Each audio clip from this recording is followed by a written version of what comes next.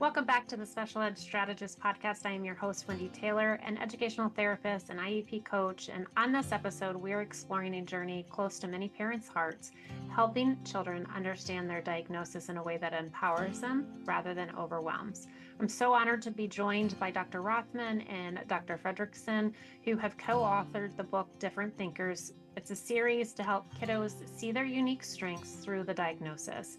Today, we're going to talk about how parents can navigate the difficult first conversations, center their child's strengths, and bring practical tools into both home, life, and school advocacy. If you've ever asked yourself, how do I explain this in a way that lifts up my child, you're in the right place. Let's dive in.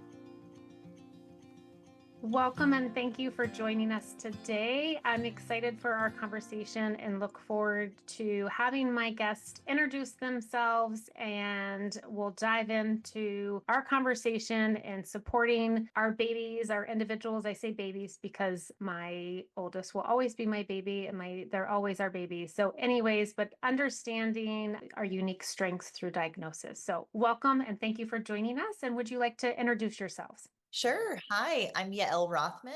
I'm a pediatric neuropsychologist. I was at the same private practice as Dr. Fredriksen here, and then I moved recently to New York where I have my own private practice.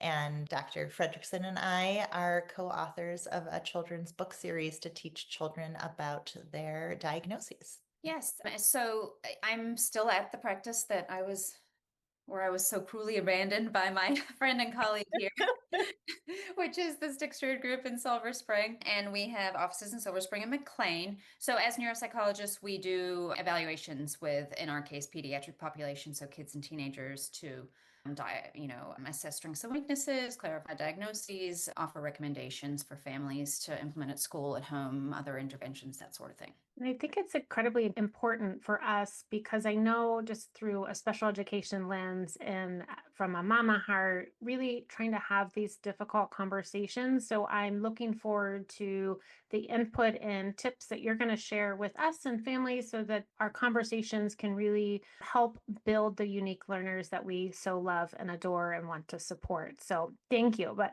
before we get into our questions and what we're talking about today, I like to ask my guests, what is one little thing about you that may be lesser known? It could be a hobby, a sport, an activity, anything that you do that doesn't necessarily align with your professional positions. So something that I talk about sometimes is I performed and taught improv comedy for about a decade. And it was a really amazing and fun experience. And maybe one day I'll go back to it, but I really enjoyed it. And another fun fact is that I came in last place in the regional air guitar championships in Washington, D.C., but I tried. So I think that's important. Yeah. Dr. Rothman, I didn't even know that was a thing. So I appreciate that. And you know what? Somebody has to come in last, but you got up there and did your best. So that is quite impressive. Is there video evidence of this encounter? Because I think that would be worth seeing. Oh, that's hysterical. And my middle son, who's 17, loves improv. He got an opportunity to do a show probably about 6 months ago, even though he wasn't quite 18. And it was really cool to see, and he can't wait to do more. So, oh, it's the best. It's so much fun. He loves it. He loves it. Dr. Fredriksen, how about you?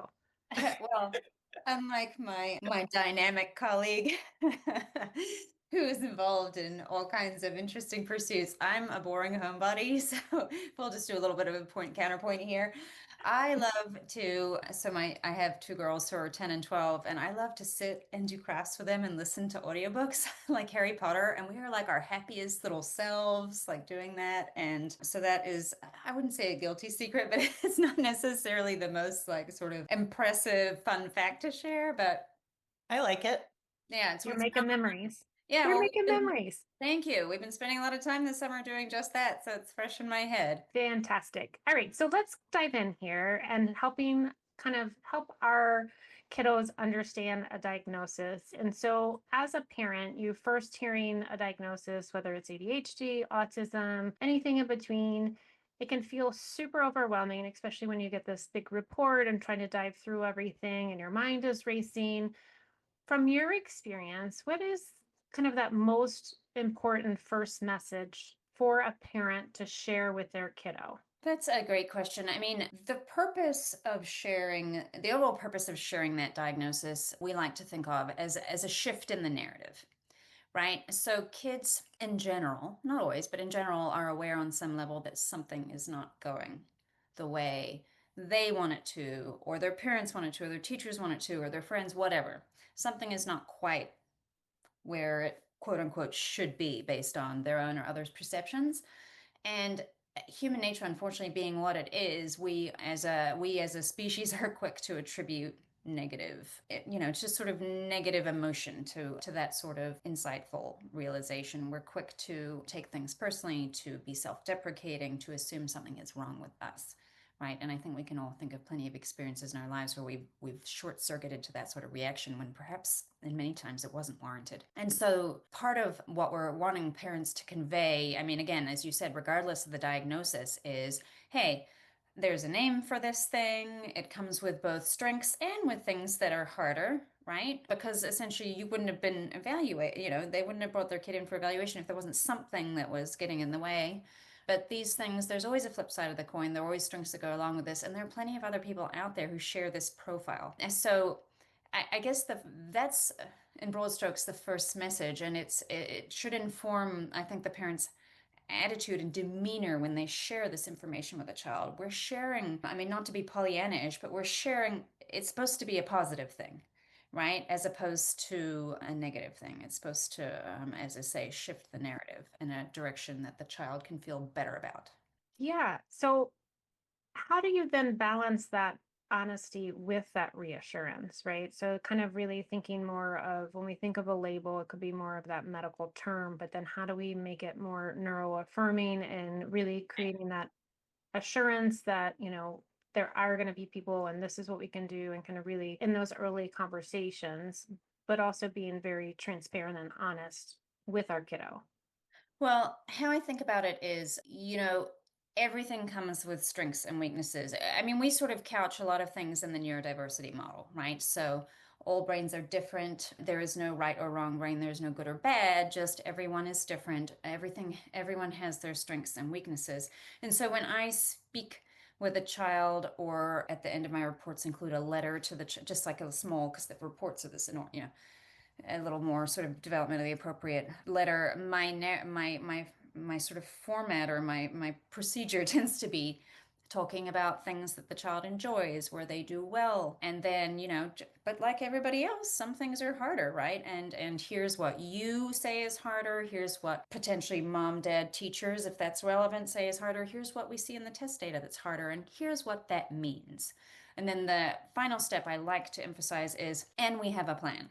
Right? So we're not just throwing this information at you. There are action items here that depending on the age of the child, you can take, that mom and dad will support you in taking, that teachers will assist with, or your treater or whatever, to help with the things that are harder and help move you forward. And so that tends to be how I like to frame things. And so I have found, this is why I think this is really important for us, is that I've found in doing special education and doing direct interventions with families and students, and being both in public school and private practice, that I've come across kids and families that they don't want to discuss any type of a difficulty, or why a student has a 504 or why they have an IEP. And especially when you're talking with students in terms of transition and planning and moving forward and what that looks like, what can we say to a parent that may be listening to say, that it is okay to have these conversations? We encountered this as well, definitely. And one of our favorite discussions is about why sharing the diagnosis can be empowering for a young person. We talk about it a lot, and the hesitancy we've heard from parents seems to go in a few different worries that come about. One is about that their child will feel negative about this diagnosis and will being labeled and have this really negative experience. And as Katia just shared, we talk about how the child already has given it a label, right? Most likely, the child has given it the wrong label. I'm stupid, I'm weird, I'm bad, I'm lazy, whatever it might be. And changing that narrative by giving a label that would be appropriate and belong to a group, you're not alone, can actually be extremely supportive and empowering for a kiddo. So that's often one of the worries we hear from parents. Another worry is that parents feel like that the child won't maybe connect with the diagnosis, or there would be some pushback about it. And I give feedback with kids. In Katia and I have multiple ways that we do feedbacks with children. This letter, I do a PowerPoint presentation where I go through, and I would say, and maybe Katia, you can say too, it is so rare when a child does not agree with what we share with them, because we're using their words and we're talking through their story. This all begins in our first conversation when we meet with the family or with the child. What are you experiencing? What is going on with you? And now we're just sharing, like, this is what it's called, and here's where we're going to go. And now you get to be the one who knows how your brain works, and you are going to be your own self advocate. That's what we're preparing these kids for. Isn't that everyone's goal? It's the family's goal. That's the teacher's goal. That's the special educator's goal. That's the psychologist's goal, is that we want this young person to grow up and figure out what they need to succeed, and then to be able to ask for that. So often, as we share this with the families and walk through that, I would say it is 98% effective that the family understands and is on board with changing the narrative there. It is also nice when we talk to younger children, because they don't even know about these diagnoses yet. They have no stigma behind it, they have no bias. And so they really can just listen and then learn as they grow up. Older kids may have had some experiences or met some kids with the diagnosis, so you can talk a little bit through how it can present differently in different people. But with younger kids, it's sometimes even quicker and easier conversation because they're just learning. You're making me think of, I went just briefly, I went and did a reading at one of the local elementary schools here at the request of the PTA from our ADHD book. And so they had me read from pre-K to fourth, or I don't remember what. And other than one incident where a kid puked and the library had to be cleared, it went very well. But what I loved about it was kids were just like, I have ADHD, or my mom has ADHD, or one kid was like raising a hand and said, what? And the kid says, I think we all have a bit of ADHD. And I was like, yes, probably we do. But yeah, I mean, just how open and, I just love that perspective. And I feel so different from when we were kids in terms of the awareness and openness. When I love the title of your books, Different Thinkers, right? Because we all think differently. And like you said, we probably all have a little sprinkle of ADHD and other things. But what I do really appreciate both of you have mentioned is we let the kids know and let the families know we have a plan. Right. So you're moving beyond of like, hey, this is what I found out when we did all this cool testing. But we also have a plan to help you feel more confident in navigating the world and navigating school, and being able to know that you're seen for who you are, and that we're going to have people support you, whether it's, school, home, community. I think that's a really beautiful thing for our kiddos, because we all like to have a plan, even as adults, right? When we get information, we're like, all right, now what? What do we do with this information? And to help with a plan that aligns with that student is really important. 100%. And also to get the student to talk and be a part of that planning process can be extremely helpful and appropriate as well. Collaborative problem solving is something we preach all the time. And I think, again, we're trying to teach these young people to be their best self advocates. So let's get them started whenever we can. Yeah, and how big that is, right? Because you're going to need that in school. You're going to need that on the job. You're going to need that in, with friendships and relationships, to be able to communicate and to advocate. And so, what role does age or developmental stage kind of play in shaping the conversations, either from you or from the parents or collectively? Did you have a thought? I have so many, but you can go ahead. Yes. All I was gonna say was, I mean, I just think it will affect how in depth you go, Sure. right? So I think that format that I mentioned earlier, strengths, we all have some weaknesses. Here are the ones we see for you. What that is, what we do about it. I think that format works for pretty much anybody, but just then you'll go more in depth on different things and you'll word things differently. But I mean, I think you can share. So I think you can share the same sort of information with a wide variety of ages. You'll just modify, Yeah. those pieces. And the resources that we give them will look different. Our books are appropriate for like younger children. I would not give them to an adolescent, or something along those lines. We would give maybe YouTube channels or podcasts or different things for different people. But to share the diagnosis can be really helpful at so many different ages. So do you then encourage parents to kind of revisit the conversation as their kiddo grows and learns, or is it just this like, oh, here we are, here's your diagnosis. All right, we're good. Keep going. No, I mean, as you're implying from your question, yeah, we do want to be touching base about these things over time. For our kiddos who do have, a 504 or an IEP, we're wanting to touch base about how the accommodations, interventions, etc., are feeling to them and how productive they are. And so there are medication, therapy, all these things we're going to check in on with the kids over time and get their take on how the interventions are working. So so we're also checking in on the diagnosis over time then as we have those conversations, right? Yeah, and how it relates to the goals. So the goals should shift as time goes on, just as you're going to achieve goals, you're going to have new goals. I think that all plays in with the diagnostic piece as well. Like, oh, the diagnosis of dyslexia, so what you needed when you were little with reading is going to be so different what you need when you're older and you need any reading supports, audiobooks or extra time or whatever it might be. So yeah, that's a great thing to keep doing and doing check-ins.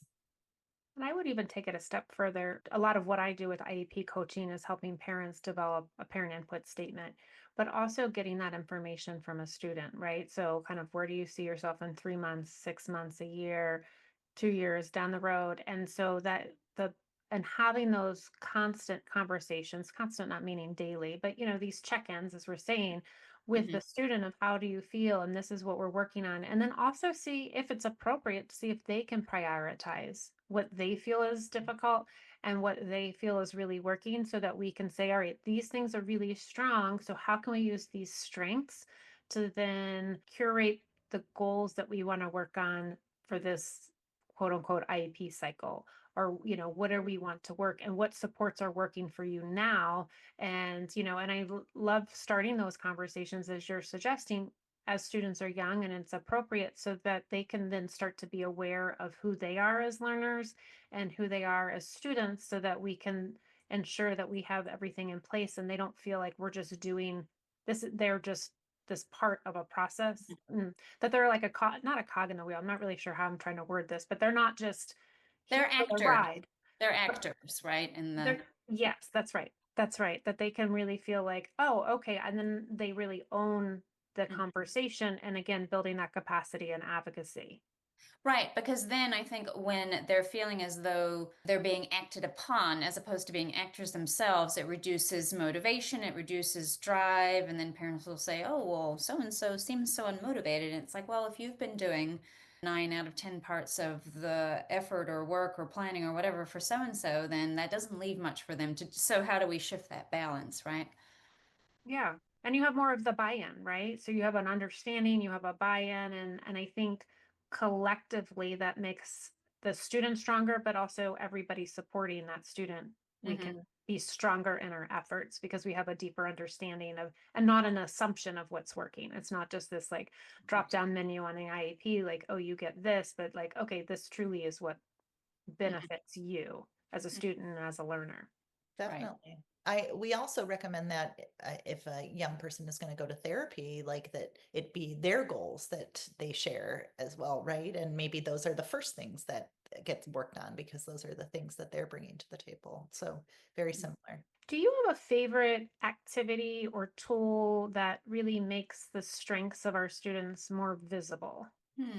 We like to individualize when we're thinking of strengths, right? So you can say, I do say, so people with ADHD, research shows they're known to often see a higher level of creativity, spontaneity, out of the box thinking, entrepreneurial sort of talent, that sort of stuff. And that's all well and good, but then we need to personalize it to really bring that home for the child. So remember that lemonade stand you ran last summer? I bet your ADHD really sort of helped with that, right? It got you going and you were interested, and once you were in it, you were so focused and it was such a cool idea, and do you know what I mean? So basing observations on research so the child sees they're part of this larger community. It's not just the parents sort of like patting them on the head and trying to boost their ego, right?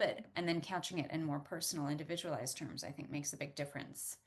As opposed to this blanket, oh, that was so good, you did so well. Like, let's be specific, right? Absolutely. Absolutely. And I think that ties in kind of to a prompt that is similar, like, does this ever happen to you? Right? You guys have spoken about, right? And so, and then how can then storytelling help our kiddos kind of connect the dots of their own experience with their diagnosis utilizing these prompts? So I think you're referring also to our books. We say that a lot. Yep. In books is a prompt. It's meant to be read often with maybe an adult and a child together and kind of having a conversation. So there will be a character and then it will say, does this ever happen to you? And to promote a conversation. And I think what we wanted is for this to be an active reading process with adults and kids, and that these many different characters represent many different aspects of how these diagnoses can really look different from one person to the next. So trying to get these young people to see, is there anything that's relatable, any commonalities? And we've had young kids who do not have a diagnosis read our books and then can still comment about, that doesn't happen to me, but it does to so and so in my class. And then learn a little bit about how that person's brain might be processing and working, which promotes empathy and kindness. And I think that education can be really helpful there too. But I'm glad that you added that, right? So it's not necessarily we're thinking about your series of different thinkers or just even the conversations in general, that having these with all students can really build empathy and community and understanding within the walls of a classroom or school building and beyond. Or even in the family, I had someone read it with one of, I think it was different thinkers ADHD with their child, and the child said, that doesn't happen to me, but it does happen to you, Mom. And she goes, yeah, that's true. Yeah. And it built a really nice conversation about that. Yeah.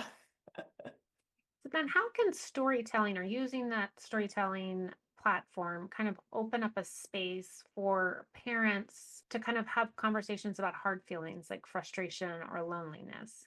Is there a way to bridge that? I mean, as with not just our books, but any books you're reading with a child, any movie you're watching, any interaction you see on the playground, there are always great opportunities to sort of pause and analyze, right? And we do this kind of, as parents, sort of coaching all the time without even really thinking about it, right? Like you're reading the Berenstain Bears or whatever, and ooh, why do you think Sister Bear got so mad when Brother Bear said blah blah? And you just, and then and all of that serves, without even realizing it, we're helping kids identify emotions, think about what prompts them, how people react, different ways. Was that a good, do you think she should have said it that way? I mean, or whatever. I mean, right? And so I think all of these things are grist for the mill when it comes to just broadening our child's exposure and understanding in these areas. And then, of course, you can personalize it as well, right? So you can use it in a more depersonalized kind of a way, just as a general coaching. Or you can, as with our books, the Does This Happen to You is a very sort of personalized question. And so that you can really sort of bring it more into home using that sort of strategy. But again, I mean, you can, Does This Ever Happen to You? You can apply to anything you're watching or reading or witnessing with your child, right? There's some research to back this up as well. I mean, if we think about very little research is done about giving children feedback about their testing, but there was one study that was done about reading a fable for a child, like a story, and it did have a lot of positive results for the kid to understand in that story way. We know social stories were well evidenced for, I think they were utilized mostly with autistic individuals to teach different social communication processes, and that's been really helpful too. So I I think we love stories and they can be really helpful tools here. And I would imagine kind of building off of that, right? If we have social stories or even scaffolding the conversation that we have while we're driving or whatever that may be, and kind of again off of, does this happen to you? And through that process, hopefully, or maybe you see some strategies in this, or you can comment, kiddos start to respond because they can start to notice this like pattern and thinking or behavior, such as, oh, when I'm in this area, I need a break, or when I feel overwhelmed, and really having them start to tune in to their mind and their body. And oh, if I'm struggling with, oh, it seems, I and they may not have these words, right? I'm struggling with transitions, but we could help them as adults get there. So what strategies, I guess back to that, trying to get the question out here, Right. what strategies can we use to help students start to understand that pattern? One thing, as you were talking, was making me think of, I mean, we ask kids to reflect on their own experience, and I think also as parents, it's important to model using our experience, right? Especially with a child who may, I don't know, like incite or be defensive about something or whatever. Instead of, does this ever happen to you? You can say, wow, that used to happen to me a lot. Or, I mean, as adults and as parents, it's our job to apologize when we make a mistake, to share what our emotional experience is. If we overreact to something, to apologize later and explain why we overreact. All these things, we're modeling these skills for our kids. So I don't know that that's that's necessarily exactly answering what you were saying, but really as you were talking, I was thinking a lot about that, and I think not everybody was raised that way of our generation, and so it doesn't always come automatically. Some parents find it difficult to apologize. Like, well, my parent never apologized to me. Well, okay, but we don't just have to do things the way it was when we were kids, right? Yeah, and then I think by that process of us doing that as an adult, it really then can help a kiddo not feel singled out in this process. Mm-hmm. Yeah, exactly. It's not about you and things you need to work on all the time. We all have things. And oftentimes, as we all know, diagnoses run in families. And so that's especially valuable to model and sort of share with our child. So then how do we parlay this to, right? We've had a conversations, plural, with our personal kiddos. How can we help build their capacity so that they can start to communicate with their teachers or classmates in a way that builds that advocacy for them rather than them feeling stigmatized? So, educating school professionals and the classroom is important. Like, we would love for more incorporating more neurodiversity into the curriculum. So, on that kind of bigger piece there, where we can talk to schools as providers and parents can also reach in and Just to briefly, that reading at the elementary school I alluded to yes, earlier, school had a neurodiversity week, and that's why they invited me. So, I mean, so cool, right? it's awesome. And we hope that that is more and more. I don't know who started that initiative. Maybe it was some parents who spoke up But via the PTA, yeah. Mm-hmm. and said that that would be an important piece. So your voice matters, right? You can share that this is really helpful, and it again is not just for those individuals who are neurodiverse. This is so important to incorporate, understand, build empathy, and learn together. So bringing this to the school, having your providers reach out to the school to share information like this so that they can talk about the importance also can be huge there too. And there's so much to be done, well, sometimes with the spin, right? And how you explain, so you can see a behavior, and a teacher or principal or parent will have a completely different response depending on how they understand that behavior. right? If it's seen as purposeful defiance or sass or rudeness or whatever, that's one thing. If it's seen as a genuine difficulty regulating impulses or understanding the social situation, it's a whole different ball game.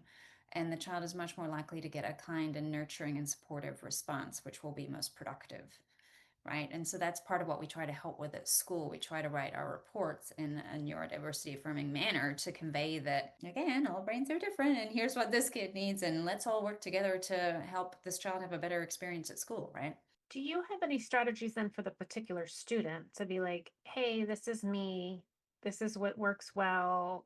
How do we build their skills in addition to the professionals, the parents saying, hey, this is what's going on, to the child, to the staff, to the teacher? But what can we do? Is there, and then does that look different for our younger kiddos versus teenagers in terms of language that they can use to advocate for their needs? Definitely. And again, this might be individualized, right? But what's going to happen is when we give the feedback to the young person, we share, oh, and here are a few things we found worked for you. Like I had a 6-year-old, and when we had a visual schedule and a sticker chart, that was so motivating for you. You were so excited by it. And then we planned those 3 breaks and you did so great with that.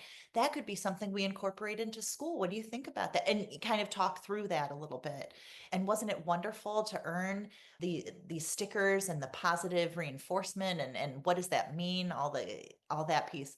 And then for my 16-year-old that I would see, it might be like, it seemed like you really benefited from some time to take a walking break in the hall in between and have a snack. And then when you came back, you reset. And I noticed that when I gave you extra time for the reading, that was really beneficial for you. What do you think about that? And just talk through those pieces a little bit more. Then with the 6-year-old, I don't expect them to say, hey, I need a visual schedule, but Right. what I can put that in the report for the school to put in place. And then the 6-year-old will recognize it because we talked about it. For the 16-year-old, they might need to say, I think I'm going to need to take testing in a separate room. I know that's on my 504. Can we just make sure it happens and put that into place? Just a few examples. Again, there's so much that could change from one thing to the next. Katia, would you want to add anything there? No, I mean, I think those are good examples, and it's just we're always number one trying to meet kids where they're at, and number two trying to push them a little further. That's right. That just right balance for sure. And that's going to be so different. Like you might have that one 16-year-old who is like totally on top of speaking up about their accommodations. You might have the other one who's like crippled by anxiety or had a bad experience where a teacher was validating, or you're just going to work with them differently, right? That's so right, because I did have a kiddo a little bit ago, an adolescent, where I said the expectation probably is that you would expect the 16-year-old to be able to ask for help. He is not yet available for that. So what I'd like to do is schedule that he meets with a teacher at this time on this day so he knows where to go versus has to seek it out. And that was an accommodation that we talked about as well. So yes, it's so changes from one to the next. Individual. Mm-hmm. And I think it's hugely important that recognizing that and then communicating that as well, and really kind of setting the stage for that individual. And the way you just said it, Dr. Rothman, in terms of, yes, this student may be 16, and yes, we would typically may expect this. However, this is where we are. And so then thinking through kind of collectively as professionals of like, here, this is where we are. And again, that just right balance to nudge them forward. So maybe we can, mom, get together, dad, and get together with your student and talk about writing an email to the teacher, if that's, given the age, right? Or role playing, this is what I need. Or, with our younger students, is a flash pass. What does that do? What could that look like? And so I think, again, just really a lot of conversations, a lot of just thinking through of what this particular individual student needs. And I've seen power in what you're doing of educating the parents so that they can come to the team and maybe not ask for something that's like way above and beyond in a way, but really kind of thinking through, okay, this is what a classroom looks like And that's what I do a lot with IEP coaching. This is what our classroom setting looks like. This seems really reasonable, and let's present it to the team so it's really seamless for that educator to put into place to support that student. Mm-hmm.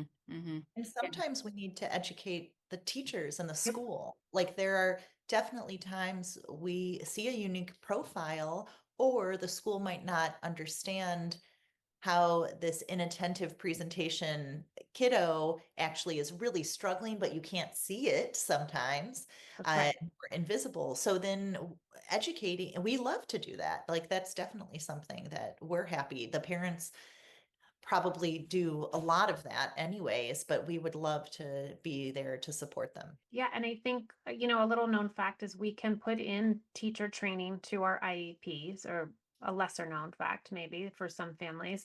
But For me, that's Yeah, cool. me too. Yes. there you go. Yeah, Good you to can put know. that All in. right.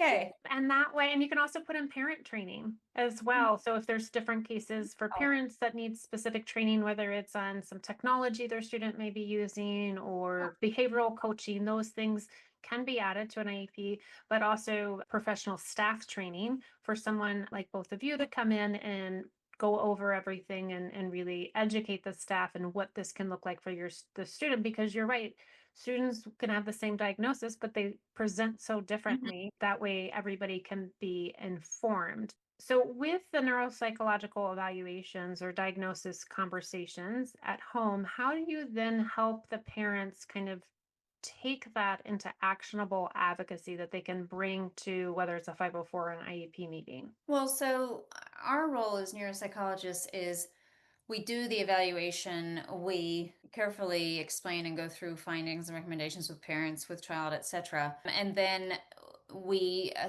we guide next steps, right? And so a next step would be using our written report as a vehicle to obtain the necessary interventions at school. And so we sort of, either parents have already had exposure to that process or we walk them through how that process looks. And we have very specific data-driven recommendations for accommodations, interventions, etc. in the report. And then we just have to see how it goes, right? And then if more sort of advocacy is needed, sometimes if it's appropriate, we participate in that. Sometimes it's a different sort of advocacy that's needed and it's not us. But if it's around explaining diagnostics, recommendations, etc., then we are always happy to help parents convey those things to the team. And if it's okay, let's shift a little bit away from school to siblings, right? So, Right. it's sometimes for siblings or extended family, they don't necessarily understand kind of what it means to be that quote unquote different thinker, right? So, what advice do you have for parents in bringing in the whole family kind of into this conversation, obviously with love and understanding, so that they can be informed and then start to, you know, build their relationships with whether it's a sibling or a nephew or grandchild or whatever? Would it be too much for me to say read our books together? No, I think that's beautiful. I think finding resources that you can share together can be really wonderful. And I think if it is nighttime book and you're reading it as a family, like that can be really empowering and cool, and you can all talk about it together. And this could be appropriate for grandma to be reading with the child too, or just reading on her own, like here's what we're looking at tonight, do you want to see it and understand it? But giving resources to extended family, the resources we provide for a family, websites, books, podcasts, can be appropriate for extended family as well. But trying to keep that conversation open to make everyone on the same page to understand. Again, like we talk about, if we're thinking of another generation where these diagnoses, neurodiversity was not talked about at all. A different understanding of educational needs probably was dismissed many times in some of these older generations. So it can be a really awesome educational learning experience for everybody, right?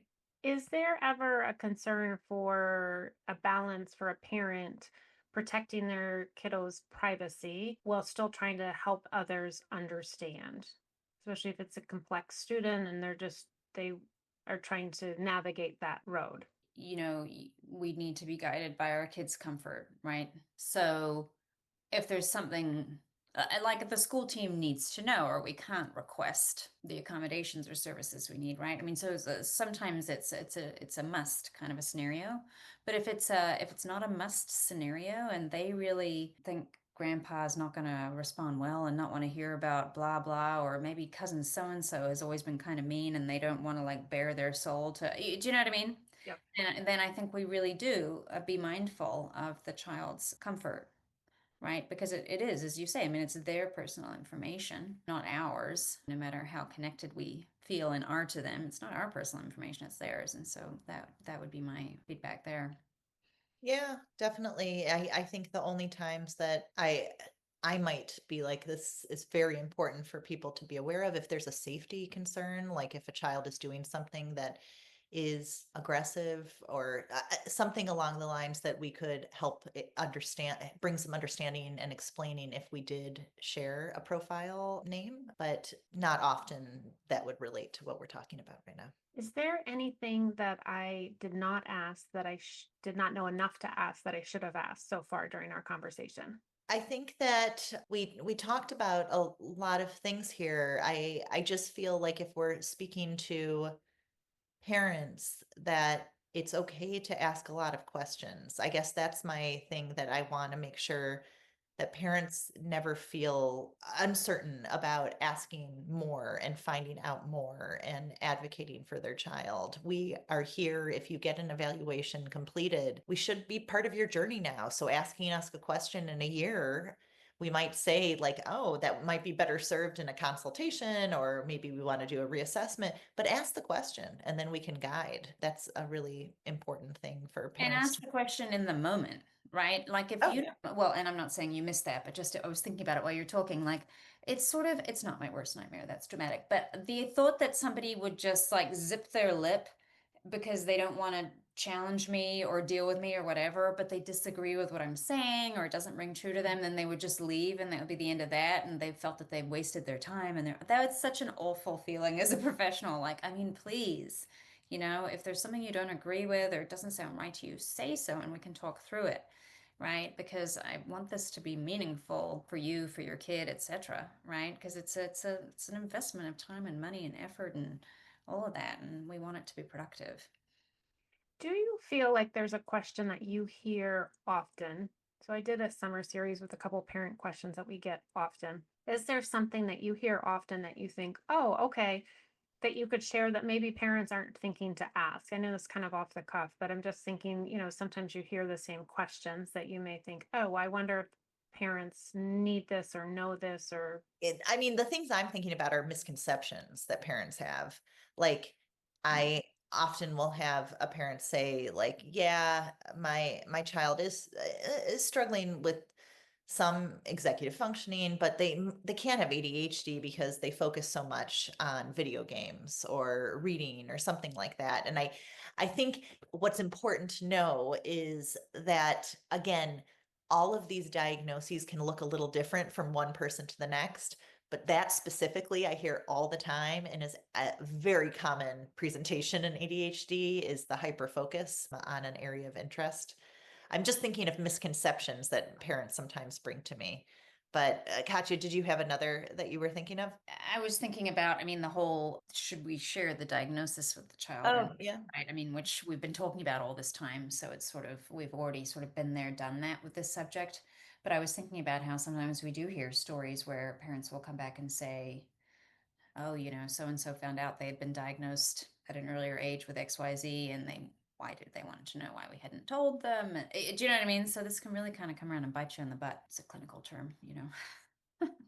It it is so important for parents to take in this information and feel comfortable before they have any conversations. We want you as parents to be able to talk to your children when you feel like all of your T's have been crossed and your I's have been dotted, and you come in feeling confident about what you are talking about. So if there are feelings that you are having that this diagnosis doesn't really seem accurate, or there are confusing inconsistencies or whatever, figure that piece out with the providers and before maybe speaking with the child. So you come in and explain things in a way where it looks like you're very comfortable as well. Yeah, that is huge, right? As a parent, having those hard conversations, trying to get some questions and that you feel solid before you go forwards. What should parents hold on to when the journey just feels really hard? You're not alone.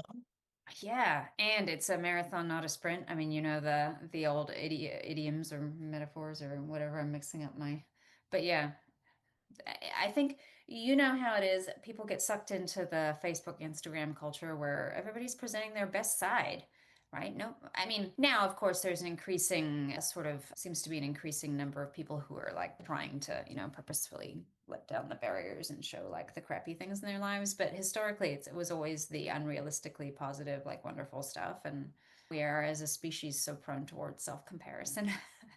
Oh my goodness. It's still so there. I think that it's even everything about parenting is being dissected. And you send your kids to daycare, you don't parent them yourselves, you do this, you don't do that. Every single aspect. So it can feel so lonely, I think, sometimes out there as well. Finding a community, finding your social supports, and finding yourself.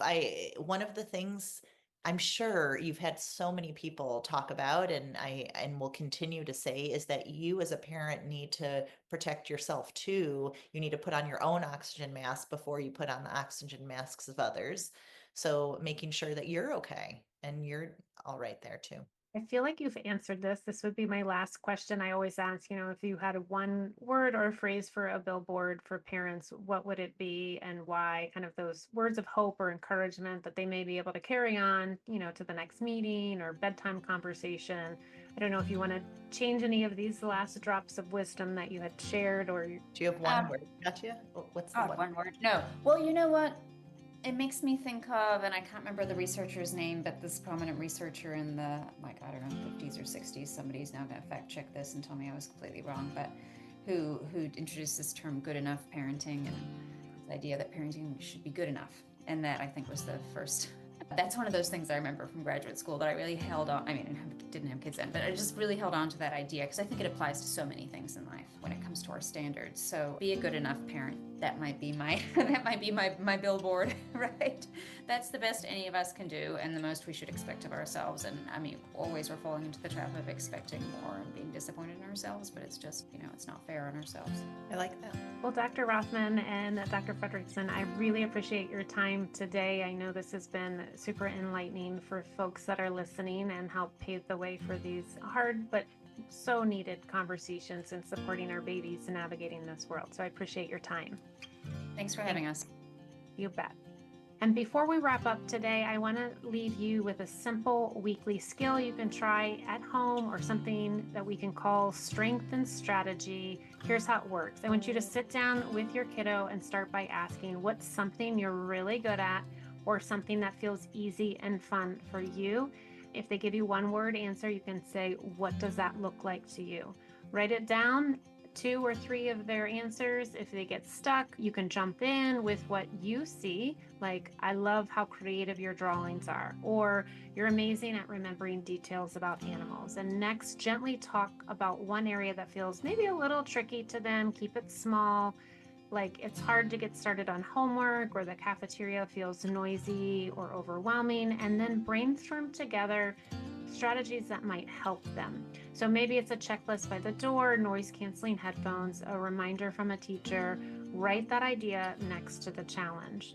So now you've got this kind of strength and strategy snapshot for your kiddo. You can snap a photo of it, tuck it into their folder, share it at their next IEP or 504 meeting. This way, you're not only advocating with clarity, you're also centering your kiddo's voice and strengths right alongside of their needs and helping with that advocacy component for them through your parent input statement and conversations that you have with the school. So remember, every small step matters, and you don't have to do this perfectly. We just heard that, right, as a billboard. So just practicing this once a week can shift that conversation. It doesn't even have to be once a week if that seems overwhelming, but really just working on shifting the conversation at home and school in such powerful ways. You've got this. I'm always cheering you on. Remember, you don't have to do this alone. The Special Ed Strategist is here. We're going to walk you through bringing experts, stories, strategies that are going to help you feel less overwhelmed and more empowered.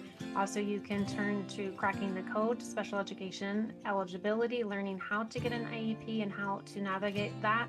So course is in the show notes and also on our website, learningessentialsedu.com. If today's episode encouraged you, I love for you to subscribe, share it with other parents who need that hope, leave a review so more families can find these conversations. Until next time, know this, your child's story is still unfolding and you are exactly the parent they need. Hope this helps. Bye for now.